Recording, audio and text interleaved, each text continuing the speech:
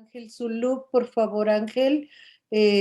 Ahora vamos a la otra región de los megaproyectos y bueno, vamos a ver lo que Ángel nos tiene que contar sobre las luchas y resistencias de esa región.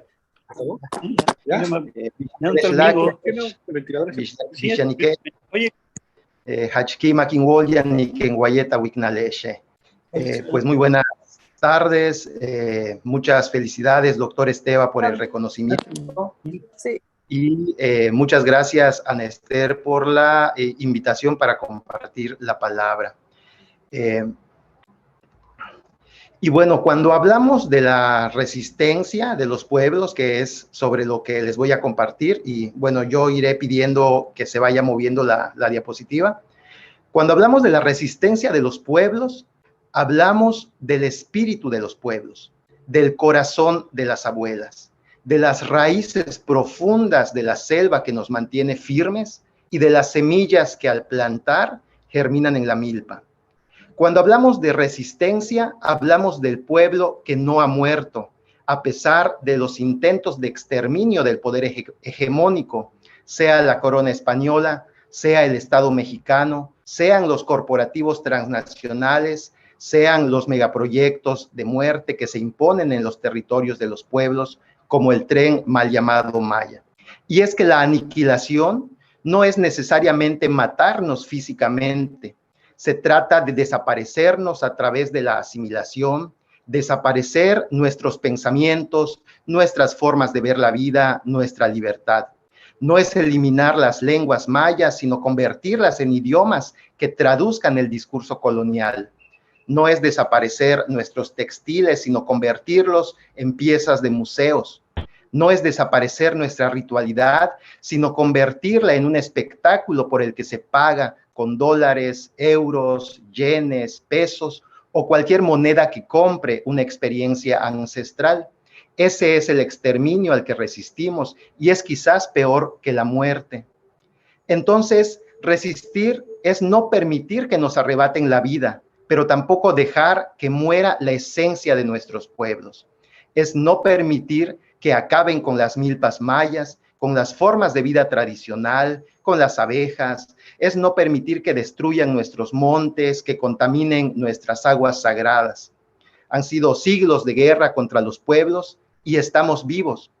Cuando miramos a un abuelo que siembra su milpa, que hace sus ofrendas de petición de lluvia, el chachac, sus primicias con la cosecha, el huajicol, cuando escuchamos a las niñas hablar en nuestras lenguas, cuando participamos en una ceremonia de agradecimiento a Yumsiloob, cuando escuchamos el sonido del violín en el Mayapash, la siguiente por favor, y presenciamos y vivimos el corte y siembra del Yaxché, la sagrada ceiba, cuando un abuelo nos lee una vela y nos dice lo que mira en el fuego, reafirmamos nuestra vida, nuestra existencia.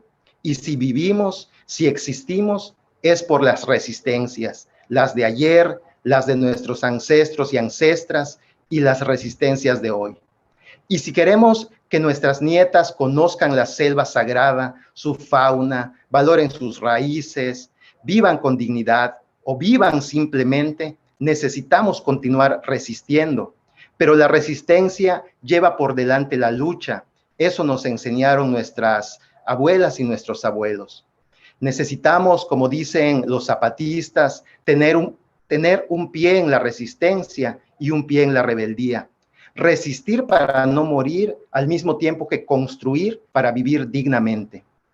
Así que debemos tener muy claro a qué resistimos. La siguiente, por favor.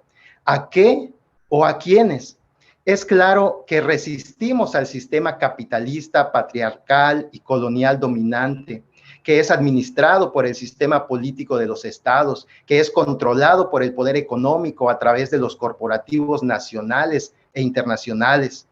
Desde esta posición es nuestra resistencia y nuestra lucha, la del Centro Comunitario Ocuchilchivalón, del que formo parte, la del Congreso Nacional Indígena, de donde también somos parte. Estamos convencidos de que no podemos ser aliados de instituciones de gobierno ni permitir que se nos utilice en sus procesos simulados de inclusión indígena. Resistimos a la estructura de poder y a ser una pieza en sus movimientos estratégicos. Resistimos a las imposiciones coloniales, a la invasión de hace 500 años y los despojos posteriores, la explotación de la cera, del algodón, de los textiles, a las haciendas azucareras, a las haciendas enequeneras, a la explotación forestal y chiclera, a la turistificación hace no muchas décadas, al tren mal llamado Maya y a los proyectos extractivistas asociados a él.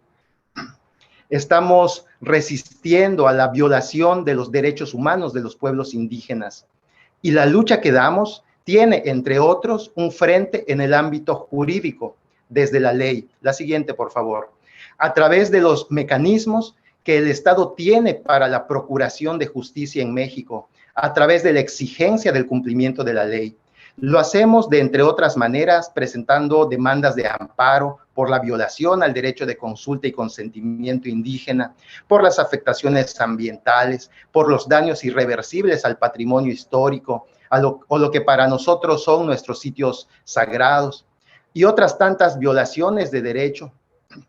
Pero nos enfrentamos a un sistema judicial omiso, un sistema de procuración e impartición de justicia que no nos permite el acceso a nuestros legítimos derechos de reclamos de justicia.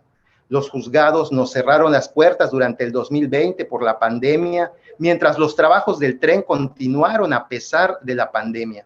Dilatan deliberadamente los procesos judiciales y entonces nos enfrentamos a un marco jurídico que, si bien en sus letras garantiza el respeto a nuestros derechos, en la realidad es inalcanzable, pero aún así seguimos en la lucha desde este frente. La lucha jurídica implica muchos esfuerzos y complejos procesos judiciales. Ha requerido tejer puentes desde distintas organizaciones, colectivos y comunidades de toda la península. Ha implicado duros procesos de toma de decisiones personales y colectivas, desde consensos familiares para firmar un amparo, para enfrentarnos a los riesgos que se vive en este país que criminaliza la defensa territorial. Procesos de organización y de sistematización de la información que nos permitan argumentar nuestros reclamos. Nos ha permitido, por una parte, dialogar, encontrarnos, discutir, reflexionar y, sobre todo, escuchar, algo muy difícil en principio. Ha implicado la alianza entre académicos y organizaciones con las comunidades. Y como respuesta, López Obrador ha señalado a las organizaciones aliadas, exponiéndolas en sus mañaneras, con toda la amenaza e intimidación que representa. Como respuesta, Fonatur ha organizado frentes de defensa del tren. Como respuesta, hemos tenido el hostigamiento, los señalamientos directos de compañeros y compañeras. Y a pesar de las resoluciones obtenidas, como entre otras la suspensión del tramo 2 de Escárcega a Calquiní, por un amparo que reclama afectaciones ambientales, las obras continúan bajo este esquema de rehabilitación, cuando en realidad se trata de obras nuevas. La presentación de amparos nos ha permitido repensar y replantearnos el acceso de los pueblos indígenas a la justicia. Para quienes no somos abogados ni tenemos experiencia en estos casos, nos permite mirar tristemente y comprobar que la ley tiene un precio, que la ley tiene compromisos, que la ley tiene patrones y no somos los pueblos. Si los pueblos pudiéramos acceder a la justicia por la vía legal, el tren estaría totalmente suspendido. Pero los amparos presentados contra el tren también nos dan muestra de la enorme solidaridad de colectivos ambientales, de colectivos de derechos humanos y de defensa territorial que han acompañado estos procesos. El compromiso real de abogados, de abogadas por la defensa, por los derechos de los pueblos. Los esfuerzos por articularnos a pesar de la complejidad, de las diferencias y de las distancias entre comunidades, organizaciones y colectivos. También ha sido parte de este proceso. Hemos encontrado a muchos otros y otras que también luchan por la vida, Y así nos encontramos y conocimos y colaboramos con organizaciones de Campeche, de Chiapas, de Yucatán, del sur de Quintana Roo y de la resistencia en el ombligo turístico del estado de Quintana Roo, específicamente en Puerto Morelos. Y si bien los resultados no han podido detener al tren, sí han logrado sacudirlo en algunos de sus tramos. Queda un largo camino por esta vía. El gobierno mueve sus piezas, ahora con la concentración de expedientes en un solo juzgado de Yucatán. Y del lado de los pueblos, pues queda seguir fortaleciendo y articulando la defensa jurídica. Los argumentos y la razón los tenemos. Ahora queda en manos de los tribunales y, por supuesto, de la presión mediática, política y social que podamos hacer. Pero también pasamos a la siguiente. Hay otros frentes de resistencia y de lucha que son necesarios, indispensables y urgentes. Estamos resistiendo a las políticas educativas que en las aulas modelan el pensamiento de los niños, de las niñas, de los jóvenes. Un sistema educativo que impone un modelo de desarrollo, un modelo de pensamiento, un modelo de vida que es ajeno y opuesto a las formas de vida propias de las comunidades mayas, contrario a las formas de vida que nuestros abuelos y abuelas nos han enseñado. Imponen un modelo que explota y utiliza eso que llaman recursos naturales y que para nosotros es lo sagrado, la tierra, el monte, el agua, el territorio del que somos parte. Como nos enseñaron nuestros ancestros, no somos dueños, que es como se enseña en las escuelas. Es un territorio que hay que respetar, honrar, pedir permiso, agradecer, devolver y proteger, todo en reciprocidad, y no vender, dañar, contaminar y destruir. En la escuela enseñan a los niños y las niñas que una cáscara de naranja, por ejemplo, es basura y se va al bote de la basura. Y nuestros abuelos nos enseñan que esa misma cáscara de naranja es alimento para la tierra y se devuelve en ofrenda a ella. En la escuela enseñan que el turismo y la servidumbre disfrazada de servicio es el camino hacia el progreso familiar, que la vida en las ciudades es el futuro, que debemos aspirar a una casa en un fraccionamiento en la periferia de Playa del Carmen, sin un solo metro cuadrado de tierra para sembrar un árbol de un tamaño indignante, las casas rodeadas más que de cemento. Y esa debe de ser la aspiración del pueblo maya, con la esperanza de tener suerte o hacerla, como se suele decir en el turismo. Y nuestros abuelos nos enseñan que la tierra, la milpa, la comunidad, la vida armoniosa en el campo, habitar nuestras casas rodeadas de árboles, poder correr en libertad por los caminos del monte que la rodean, nadar en las lagunas. Esa es la buena vida, la vida con dignidad que necesitamos. Es así como crecimos en los pueblos, es así como se vive en los pueblos. Entonces, la resistencia nos lleva a la lucha desde la formación de jóvenes conscientes que voltean a mirar a sus pueblos, que escuchan a sus abuelos y abuelas, que conocen la historia de la lucha ancestral, que comprenden la realidad a la que el sistema capitalista nos ha traído y a la catástrofe a la que nos está llevando. Y por esta necesidad existen procesos de formación de niños, niñas y juventudes, escuelas autónomas, talleres, espacios de encuentro. Y ahí tenemos ejemplos muy importantes como los del poniente de Bacalar con la Escuela Autónoma de Mujeres. En Yucatán, los procesos de formación política comunitaria. Lo mismo que en Jopelchen, en Campeche, con procesos formativos con jóvenes y con mujeres. Y en Calakmul, con la Escuela Municipal de Defensores Territoriales, de la que ayer el compañero Rommel nos platicó y de la que también he sido participante. Aquí mismo en el centro comunitario del que formo parte, en Nojca, pues hay procesos de formación de jóvenes. Arranca una escuelita autónoma para niños y niñas. Esfuerzos comunitarios para responder a la urgente necesidad de que la realidad desde la mirada de los pueblos sea conocida, compartida y abrazada por las juventudes, romper con la historia oficial, construir colectivamente alternativas a un sistema educativo colonial. Pero nos enfrentamos a ese mismo sistema educativo colonial y a toda la estructura política y económica que la sostiene. Ahí está, por ejemplo, la cartilla turística que el gobierno de Quintana Roo creó para la educación básica en el estado. Ahí están los convenios del CONALEP y sus programas comunitarios de formación para acercar a los pueblos a los supuestos beneficios del tren. Ahí está el anuncio de la próxima apertura de una carrera técnica relacionada con la industria ferroviaria, más todas las carreras técnicas y universitarias relacionadas con el turismo y el servicio o servidumbre al turismo. La dependencia al sector turístico es la política educativa de Quintana Roo, además de la construcción de un sentido de orgullo y arraigo a una identidad quintanarroense que nos aleja de nuestras propias identidades como pueblos mayas. También nos enseñan en las escuelas a ser mexicanos, patriotas, nacionalistas, lo que invisibiliza nuestras propias historias de resistencia y de lucha, de autonomías. No nos enseñan la rebeldía de nuestros abuelos, ni las luchas que dieron por la defensa de su libertad. No nos enseñan las razones por las que se levantaron en armas, que son las mismas razones de explotación, despojo, discriminación y desprecio que continúan perpetuándose en el territorio maya. Y todo aquello que la escuela no nos dice, nos toca a nosotros contarlo a través de estos procesos formativos, porque la resistencia y la lucha van más allá del tren y de López Obrador. De ella depende nuestra existencia como pueblos. La resistencia que vivimos es también a las mentiras, la manipulación y el sesgo de los medios de información. La siguiente, por favor.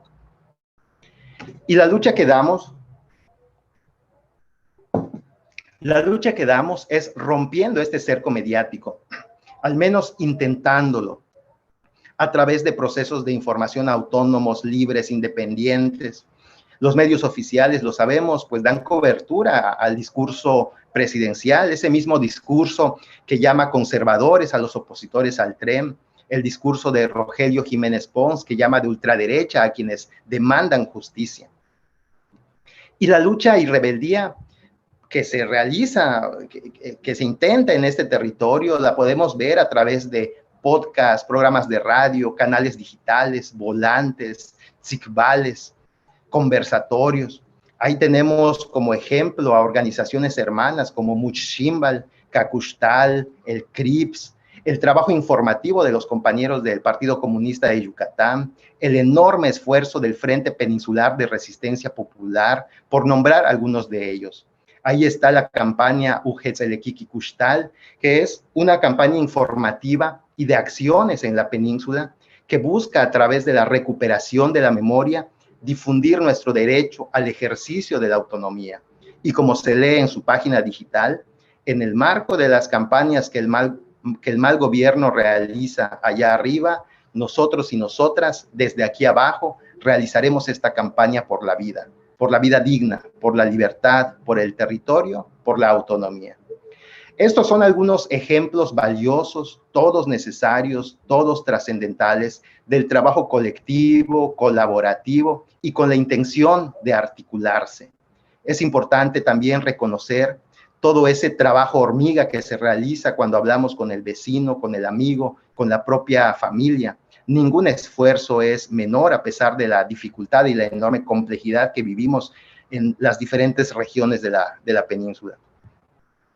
Y ahí está la Declaración por la Vida y la propuesta de los pueblos zapatistas. Ahí está la invitación a una delegación del Congreso Nacional Indígena a acompañarles, gracias a la gira en la tierra insumisa, Uslumil Kanshekop, para visibilizar, para denunciar, pero sobre todo para encontrarnos con la Europa de abajo, para dialogar, para fortalecernos, para construir juntos y juntas esos mundos posibles de la vida digna.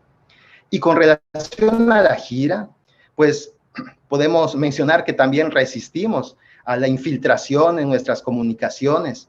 Ahí está la reciente denuncia que realizamos desde el Congreso Nacional Indígena, cuando han sido espiadas nuestras reuniones virtuales, cuando han amenazado de muerte a compañeros, cuando han suplantado la identidad de otros compañeros, cuando ingresan a las aplicaciones de mensajería instantánea de nuestros celulares.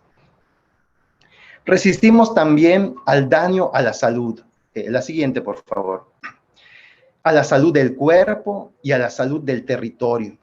Y la lucha y respuesta es a través de la sanación.